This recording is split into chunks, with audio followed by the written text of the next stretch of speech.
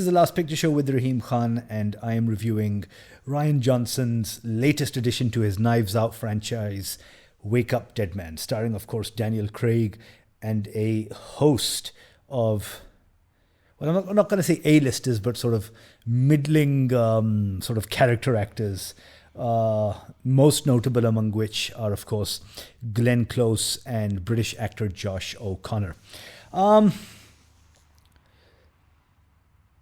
It's hard. Is it hard, I wonder? Okay, here's the thesis. Here's the idea that I'm going to present, the argument. Sort of over the course, like when the first one came out, I liked it. Everyone liked it. Netflix was kind enough, I guess, to release it in cinema, and it did pretty well. I mean, well enough to allow for sort of a sequel, and then, of course, another installment after that. But what is hard is to try and sustain a story, essentially a murder mystery across 2 or 3 films now, where the murder mystery itself has to be inventive. It has to sort of be Agatha Christie level, or enough to warrant, in this case, a 2.5-hour runtime. But then also, what's hard is trying to replicate the success of the first. It's always this thing that preys on the mind of filmmakers, creators, anyone who comes up with, ideas like this, and to then sustain them across movies is, of course, a tall order. Famously, of course, Godfather 1, Godfather 2, amazing. Godfather 3, not so much. Paddington 1, Paddington 2, equally good. Paddington 3, forgettable. So, I mean, where does Knives Out, where does Wake Up Dead Man, a Knives Out mystery, where does that rank A in the trilogy, but then also as a movie on its own? I've got to be perfectly honest with you. I think that he should have quit around the first one. I mean, the first one was novel enough, unique enough, introducing a sleuth like Benoit Blanc, starring Daniel Craig. And I think maybe the first outing was good enough for everyone, because the second one, being bigger and bolder, having, sort of a larger cast, but then sort of also more notable actors, number one. And then also, of course, taking on tech billionaires and whatnot. Reminiscent of that movie starring, it's going to pop up here. My mind isn't what it is, what it used to be, but it's going to pop up somewhere here. I will reference that movie that I was talking about.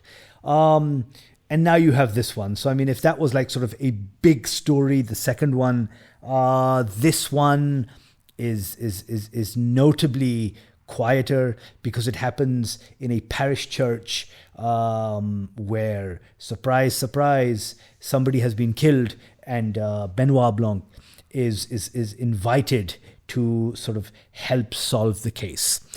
Again, the question, where does this rank in the trilogy? How does this rank as a movie on its own? So I'll answer that latter half first. Should you watch this in the cinema? You can't, of course. Netflix. Should you stream it or should you skip it? Man, I'd honestly skip this one. But if it's like a really slow Saturday night, then maybe stream it, but otherwise skip it. This movie didn't really do anything for me. There is one thing, a shining light in this movie, but beyond that, there's nothing in it that warrants A, the runtime. It clocks in at 2.5 hours. Why? B, the murder in itself lends to more like Murder, She Wrote. And again, I'm not disparaging Murder, She Wrote in any way, but I'm alluding the episodic TV nature of it.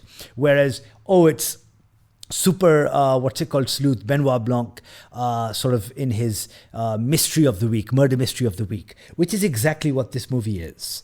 I wonder, in having created now this unique character, maybe we do not get any more movies from Rian Johnson.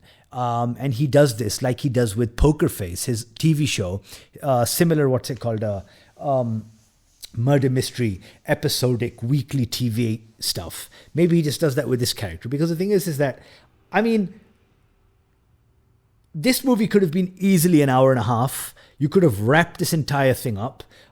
It didn't need to just go on and on and on.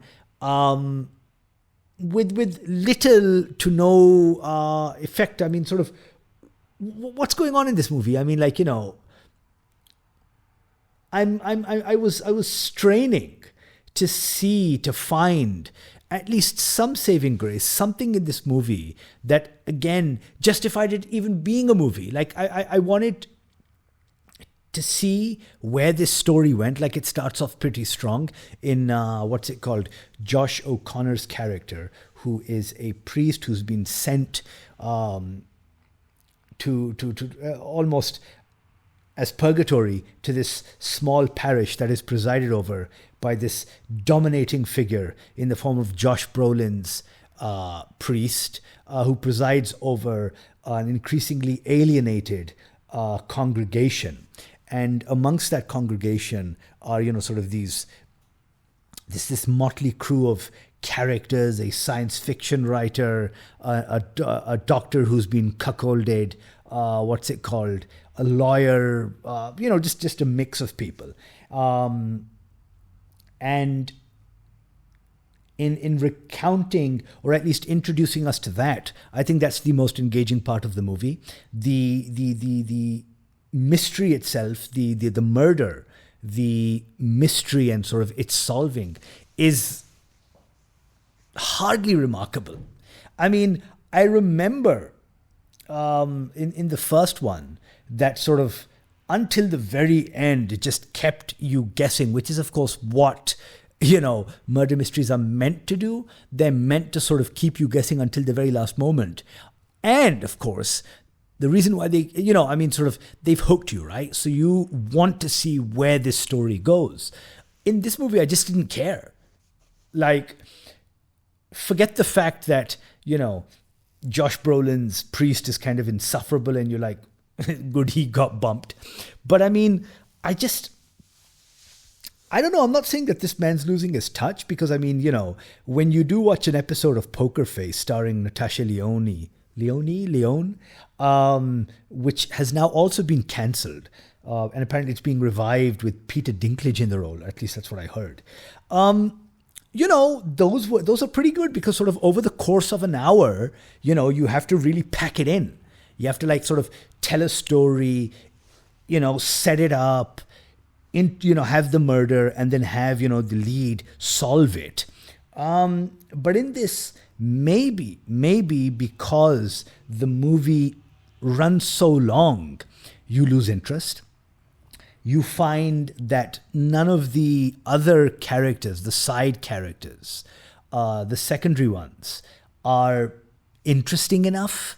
And despite the fact that this movie is, of course, another vehicle for our lead, Daniel Craig's Benoit Blanc, I think that the show is entirely stolen from him by Josh O'Connor. He is, I remember catching him in that movie about these grave robbers in Italy that will also pop up here. I'm forgetting the name. And I remember how, I think there was an article, I don't know where this was from, about how sort of rat-faced, I apologize, rat-faced people like him are sort of like, you know, how it's the new sexy or whatever, I don't know. But he really, really is a very good actor. I mean, he's really good in this.